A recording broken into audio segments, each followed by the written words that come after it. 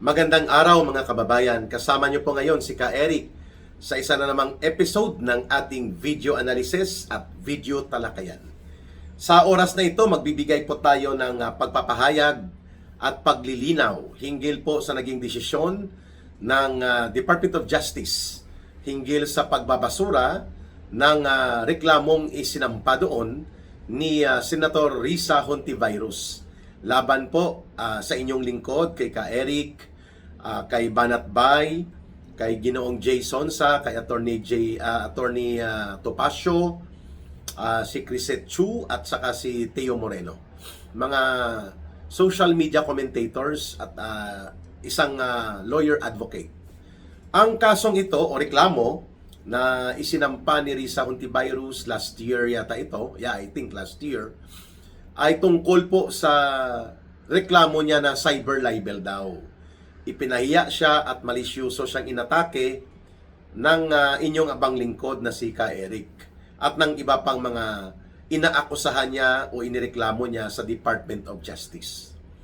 Isa itong criminal complaint na ang pinagbatayan dahil daw kami ay nag-share at nagkomentary doon sa pagbubunyag na ginawa ng isang former Senate witness sa kanyang Senate Committee hearing na ginamit niya para atakihin at wasakin ang pagkatao ni Pastor Apollo Kibuloy at ng mga ministro ng Kingdom of Jesus Christ at mismo ng Kingdom of Jesus Christ as a religious organization. So sa kanyang ginawa na pahiring-hiring, yung tinawag na one-woman show, na siya lang mag-isa nandun, parang nagmonolog siya, may mga witnesses po siyang ipiniresenta doon. So balit, alam po namin na nag-oobserba kung gaano kasinungaling, gaano ka-scripted yung kanyang ginawa na committee hearing na yun. Na para ang purpose ay supilin, gipitin at pilit-pitin ang mga pamunuan ng Kingdom of Jesus Christ, ang KOJC, at pati na lalo na si Pastor Apollo Kibuloy para dumistansya sa pagsuporta at paninindigan sa krusada ni former President Rodrigo Duterte at pagtatanggol of course sa Duterte political groups and kay Vice President Sara Duterte. Yun ang kanyang objective. Idugtong sa mga Duterte si Pastor Kibuloy, ang Kingdom of Jesus Christ, ang SMNI, ipahiya ito at gamitin ang kanyang komitiba sa Senado para dyan.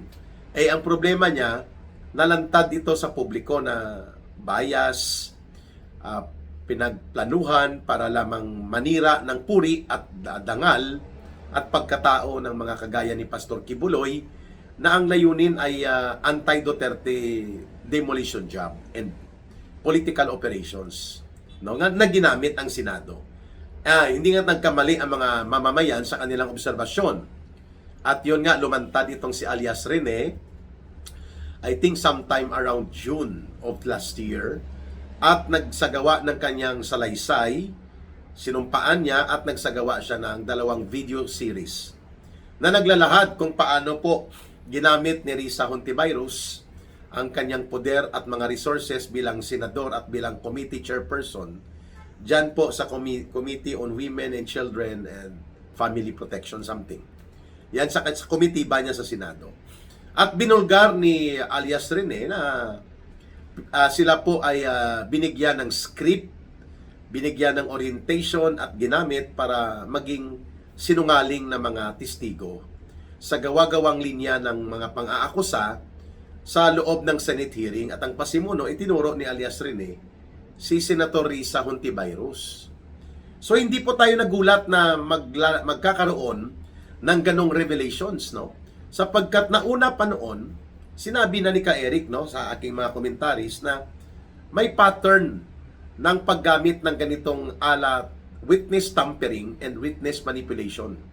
Si Senator Hontiveros, kahit pa nang hindi pa siya senador, yung Corona impeachment against kay late Supreme Court Chief Justice Renato Corona, na ginamit sila ni Noynoy Aquino at ng gobyerno noon ni Noynoy Aquino, sila nila Boy Tartar na BFF niya na si Ronald Lamas, upang mag-operate bilang political mercenaries, mga bayaran na political operators to do political demolition job. At nabuking sila ni Senator Miriam Defensor Santiago noon na nagtatanim sila ng mga witnesses at nagmamanufacture sila ng mga dokumento na tampered din. Si Senator Defensor Santiago, naging judge po yan sa RTC bago po yan pumasok sa pagiging senador, no? Mga kababayan, matalino, matalas. So nakita niya at nabuking, doon pa lang, hindi pa senadora yan, si Risa Hontiveros, magka-BFF na sila noon ni Ronald Lamas, pinangalanan sila doon, ang grupo nila na Akbayan at ang grupo nila mismo, sila ang nagpasimuno ng tanim witness doon sa isa sa mga testigo o ilan sa mga dokumento na ginamit laban kay Chief Justice Renato Corona. Bilang mga operators sila na for hire, binabayaran sa ilalim po ng gobyerno noon ni Noynoy Aquino. Nangyari din po ito sa ilang kaso ng investigasyon niya sa Senado na may mga magulang na naghahanap ng kanilang mga anak na yun pala ay tinago nila. Na-involve pa nga yan si Archbishop Ambo David, no? Na isa sa mga through in, through out ay anti-Duterte na obispo at lahat na lang ay nakikita niya masama ang mga Duterte. Yan po si Hontiveros, mayroon din pong ganyang pagbubunyag sa kanya si Attorney Jing Paras at si Attorney Topacio. Kaya nang lumabas po si alias Rene, hindi katakataka na ganun po ang kanyang pattern of engagement using witness tampering, witness manipulation at ang kanyang mga panluloko sa kanyang pagsasagawa ng mga committee hearings niya. Hindi po nanggaling sa amin yon. Yun po ay karanasan, yun po ay kalagayan, yun po ay mga pangyayari na binigyan lamang natin ng commentaries. So, dahil nagbalat sibuyas, itong si Immaculada Risa Hontiveros, nakalimutan niya na public official siya, senador siya ng Republika ng Pilipinas, and subject siya for public scrutiny and public criticism. Si Ka Eric po at ang mga kasama ko na inireklamo niya sa Department of Justice sa cyber libel ay bahagi po kami ng mamamayang Pilipino. We are public and we are making public commentaries. So kung public official siya at ang komentaryo ay tungkol sa kanyang public function as a government or as a public official, hindi siya dapat maging balat sibuyas. Dapat harapin niya ito ng patas at ng buong katotohanan kung tama ba o mali ang mga itinuturo sa kanya ni alias Rene na nagmanipulate siya, nag-coaching sila at kanilang niloko at ginoyo-goyo, no? Pinasakay-sakay at ginamit sa pagsisinungaling ang mga witnesses nila against kay Pastor Apollo Kibuloy sa mga ministro ng Kingdom of Jesus Christ, mga kababayan. Kaya ito po ay isang aral at isang maliwanag na pagsupalpal na nanggaling po sa Department of Justice na kung ikaw ay public official, it goes with your own territory, with your own choice, na pinili mo na maging public official ka, so you will put yourself to subject of being put into public scrutiny. Busisiin ka talaga ng taong bayan, babantayan ka, sapagkat yan ay bahagi ng pagiging opisyal mo ng gobyerno na bukas ka na ikaw ay batikusin, punahin, purihin, o kaya ay komentaryuhan ng mamamayan. Bakit ka nagreklamo ng cyber libel? Hindi ba kami mga mamamayan? At dapat nagbasa-basa ka rin po sa balat ng sibuyas o sa mga lumang babasahin ng tinatawag na Bustos Doctrine. Ang Bustos Doctrine po, mga kababayan, mga kasuki ni Ka Eric dito sa ating video analysis at video talakayan, ito po ay nasa Supreme Court ruling ng Estados Unidos. Ang mga rulings po ng United States Supreme Court ay ginagamit din po as legal reference or judicial reference sa mga desisyon na ginagamit dito sa Korte ng Pilipinas, including sa Korte Suprema. So ang Bustos Doctrine po, tungkol ito sa libel. Pag sinabi pong libel, ikaw ay binabatuhan ng komentaryo o mga sulat, writings, o mga pahayag. Bilang ikaw ay isang public official o government official, ginagamitan ka ng malisyuso na mga atake, either written in form or verbal, oral arguments and commentaries na ginagamit against you with the element of malice, intent of malice. May layunin na manira ng walang batayang katotohanan at manirang puri sa iyong dangal. Yun po ang libel. Pero kung public official ka, sabi ng Bustos Doctrine, ito po ay kaso sa Korte Suprema umabot sa United States of America sa Estados Unidos. Nagsasabi po doon sa ruling ng Supreme Court na hindi ka dapat balat sibuyas. You have to accept that being a public official, being part of the government, you have to accept that your personality is a public personality and you are subject to public scrutiny and public criticism. Therefore, you should not be onion-skinned. Huwag kang maging balat sibuyas. Huwag kang maging self-righteous na parang ikaw lang ang tama at hindi ka pwedeng punahin. At kapag pinuna ka at ginawan ka ng komentaryo in your public functions, in your official functions and duties as a public official, ikaw ay pupunta sa korte, gagamitin mo ang batas para supilin ang karapatan at kalayaan sa pagpapahayag, pagpupuna, pagkukomentaryo laban sa iyo. Sabi ng Bustos Doctrine, na ginagamit na rin yan sa lahat ng mga libel cases halos ng mga media personalities, ang pinakagamot na magpapakalma ng sakit ng iyong loob, kung kinokomentaryuhan ka ng negatibo at kinikriticize ka in public bilang public official, ang gamot diyan para kumalma ang nararamdaman mong galit at sakit, ang malinis na konsyensya. Ayun, hindi ka dapat tumakbo kaagad sa korte. Kung ayaw mong komentaryuhan ka, at ayaw mong mapupuna ka, at ayaw mong ikaw ay masasaktan sa damdamin mo, kapag pinupuna ang mga maling ginagawa mo, at mga pang-aabuso mo sa poder at kapangyarihan, pati sa pondo ng gobyerno, lumabas ka at umalis ka sa gobyerno. Yan. Yan pong punto natin, mga kababayan. You don't need to stay in government if you cannot stand the heat of being a public official. No, kung hindi mo kayang tanggapin na ikaw ay public property, subject to public criticism, to public scrutiny, including your love life, na hindi mo pwedeng sabihin na private life yan, like kay Dilima noon, sinasabi niya, well, frailties of a woman, kaya ako ay nangalabit doon sa lalaking may asawa at pamilya. Samantalang siya ay hiwalay pero hindi pa yata annulled noon ang kasal niya. Tinanong yan sa kanya ni dating NEDA Secretary Winnie Munsud, mga kababayan, in a live television program. Nandun din si Ontiveros yata o sa isang pagkakataon magkasama sila. Ang sagot ni Ontiveros, boyfriend mo ba at dinidate mo si Ronald Lamas? What? What? Kaya ang sagot ngayon sa'yo, what? Di binasura ng Department of Justice ang reklamo niya na cyber libel dahil walang batayan, walang clear intent of malice. Bagamat masakit ang mga komentaryo, it goes with public office as a territory of public criticism. Yan ang punto ng Department of Justice.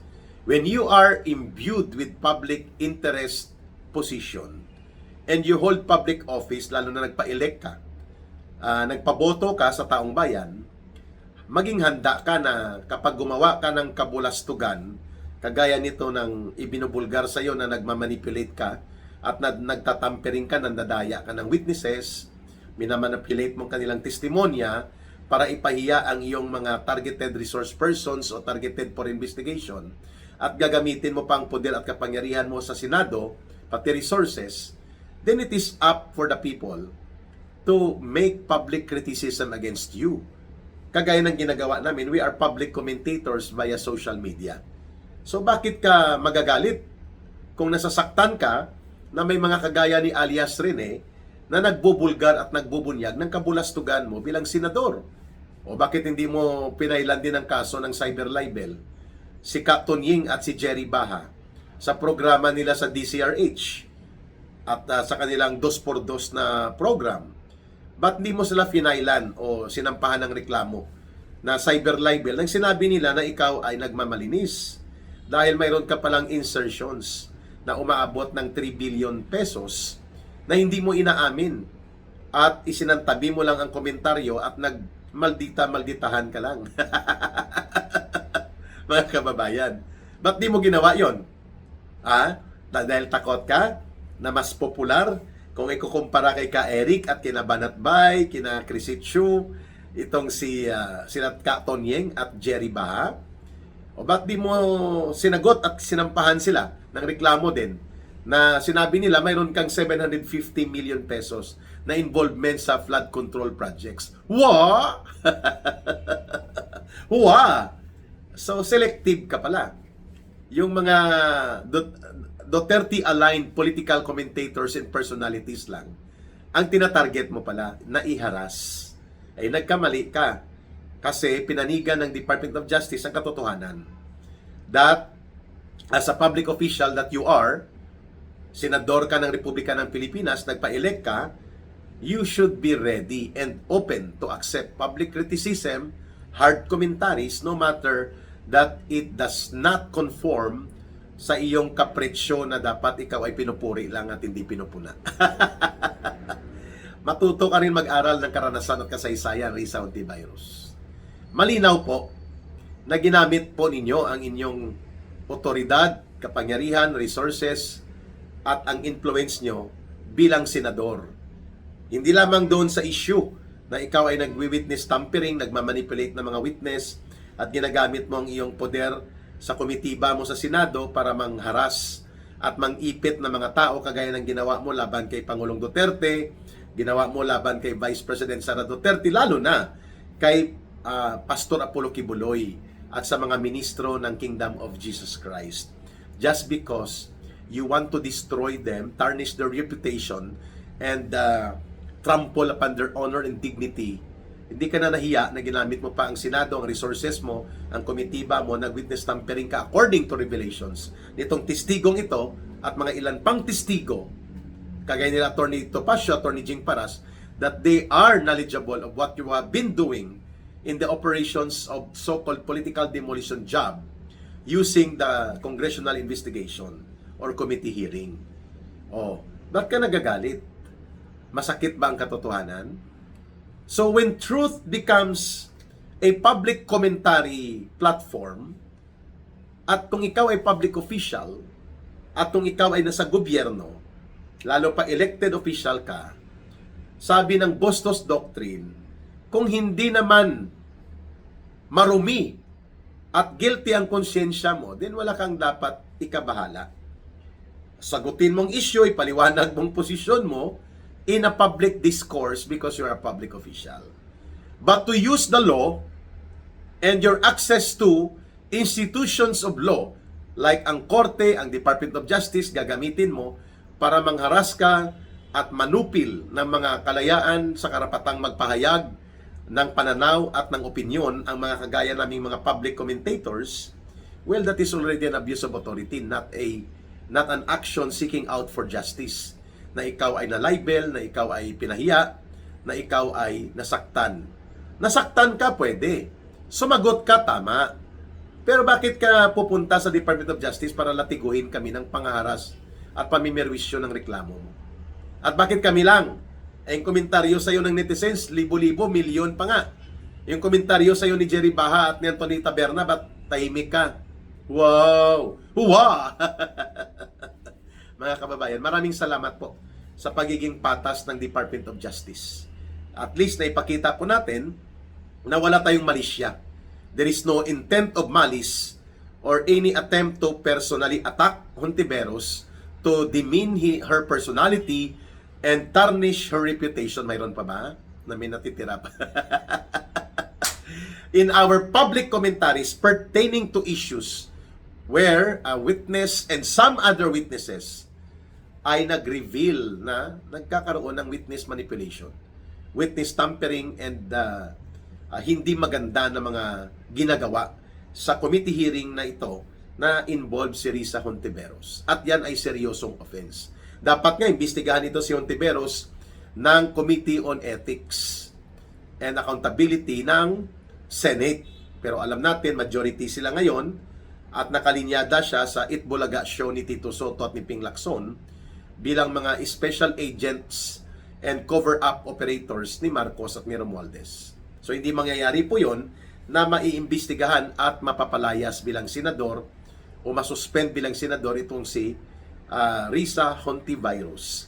Na kung gusto mong manahimik ang iyong pagkatao, huwag kang gumawa ng mga kabulastugan at mga baluktot na mga hakbang at operations mo. Kagaya ng mga grupo mo niya na si BFF mo na Ronald Lamas, si Boy Tartar, kung ayaw niyong komentaryuhan kayo ng taong bayan at ng mga public commentators kagaya namin ng masasakit at mahapdi na mga pagpupuna. Hindi naman pwedeng purihin ka, Immaculada Risa Hontiveros, mga kababayan. Dahil baluktot ang mga ginagawa mo. Batay sa karanasan, batay sa nangyayari, yan po ang aming komentaryo sa iyo. At sinabihan ka na ng Department of Justice, it goes with the territory. Pinili mo maging senador, gusto mo pa nga maging presidente. So pag kinomentaryohan ka ng mga public commentators, ng media, at ng mamamayan, pag naging presidente ka, which malabo mangyari yun, only in your nightmares. Not in your dreams. Sa bangungot mo lang yan. Matutupad mo yung ambisyon na yan. Mga kababayan, anong gagawin mo? Ipapahuli mo kami, ipapaaresto mo kami, ipapamarsyalo mong Pilipinas dahil kinokomentaryuhan ka. Sabi ng Department of Justice at sabi ng Bustos Doctrine na ito, don't be onion skin. No? Don't be onion skinned, rather. Huwag kang balat sibuyas. Sundin mo lang yung mga makakapal like Marcos at kay Romualdez na kasing kapal na po ng 2 pulgada. Ng 2 ruler pala. 12 pulgada o 24 pulgada. Ganito na ang kapal ng kalyo sa mukha ng pagkawalang hiya nito nila Marcos at nila Romualdez at ng mga kaalipores nila. Sundin mo yun! Kasi nasa public office ka, yan ang Bustos Doctrine. At malinaw naman na bigyan mo ng respeto ang ibig sabihin ng Department of Justice at pagpapahalaga ang demokrasya ay buhay. You cannot always make public comments only to praise you. Na gusto mong yun ang dapat lumabas. No!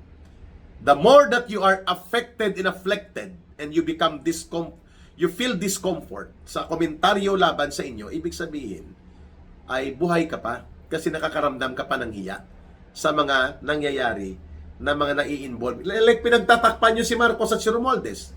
Di ba kawalang hiyaan yan? Ikaw na lang ang hindi naniniwala na si Marcos at si Romualdez ang mastermind sa 1.4 trillion pesos na pandarambong gamit ang maskara at maniobra sa mga ghost flood control projects. Maniniwala na yata kami. Sabi na banggit ni Revelations ni Anthony Taberna at ni Jerry Baha na mayroon kang 750 million pesos na flood control projects involvement at mga 3 billion pesos na insertions. Wow! The immaculate insertions of Risa Hontiveros. Maraming salamat sa pagsubaybay nyo. Lesson learned. Basahin ang Bustos Doctrine. When you are in a public office and you are a public official, you are subject to public scrutiny and public criticism. So do not use and weaponize the law or the institutions of law or the powers of government to suppress and to violate the basic rights of the people to make public criticism through their way of using the rights to freedom of expression and freedom of speech. Maraming salamat sa inyong pagsubaybay, pagtangkilik dito po sa ating video analysis at video talakayan. Sa gustong sumuporta kay Ka Eric at sa Bangon Sambayanan People's Movement, ang ating GCash line ay 0916-308-7710. O ulitin po ni Ka Eric, 0916-308-7710. Rohilda Celis po yan.